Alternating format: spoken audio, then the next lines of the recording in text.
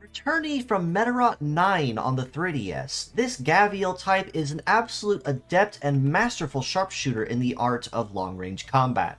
It is CRD00 Raid Gavial, with the kit of Stealth, Power Rifle, Charge Buster, Sea Legs, and the leg ability of Assail, which grants the Shoot Boost effect to self when charging Metaforce. Now, as a model that's available in Medarot S's permanent pool, Raid Gavial is a model that pretty much anyone can collect very easily, if not incredibly early on, just from pulling from any other gacha pool. And while he may not look like a whole lot at first glance, that's actually the first mistake a lot of people will make, as he's packing some very impressive stats with a lot of very powerful skills that, when raised, can make him an absolute menace on the field. Stealth is a support-based skill that, once activated, will make him untouchable for his entire next turn. That includes the cooldown phase back to the line and his heat phase going back to the center line upon completing his next objective. At that point, unless he's already being targeted, he is untouchable. In addition to this, while in stealth form, he is also capable of bypassing any active shields that are in place. That means if that pesky shielder on the enemy side is trying to use Shoot Guard, using stealth will allow you to bypass it entirely and pick off exactly who you are intending to target. Power Rifle on the right arm, and a heavy version of that, which is honestly not too bad, is a conventional shooting skill that has a conditional damage bonus that grants you at times 1.5 bonus as long as your legs are intact. Now, compared to Standard Rifle, which is a fantastic addition on any team you can never ever go wrong with using, Power Rifle basically takes that and steps it up just a little bit in terms of base power.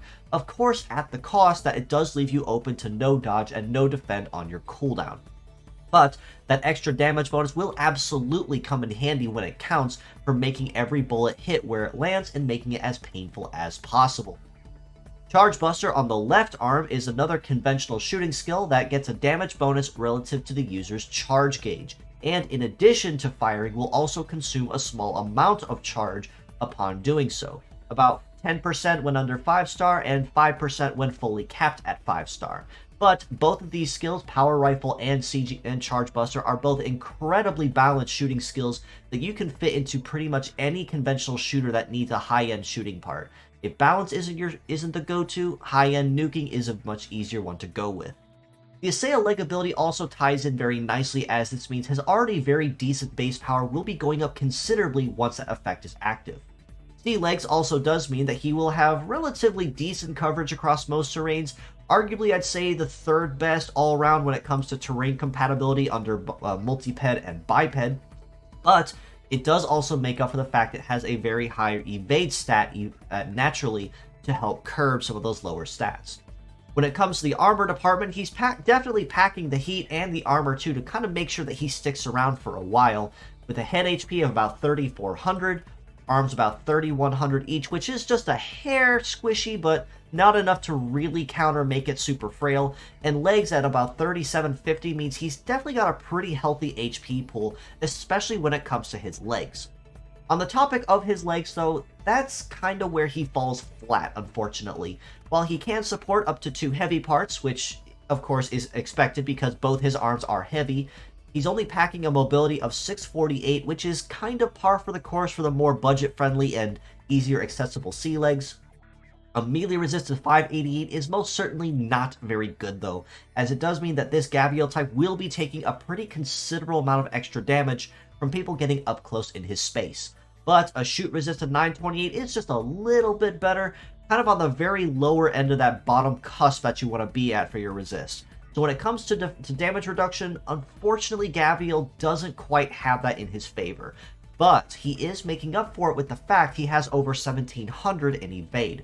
That means if he's not tacked on with no dodge or no defend, he'll definitely have a pretty moderate time dodging a lot of incoming attacks, even the moderate success or even high success ones in some points.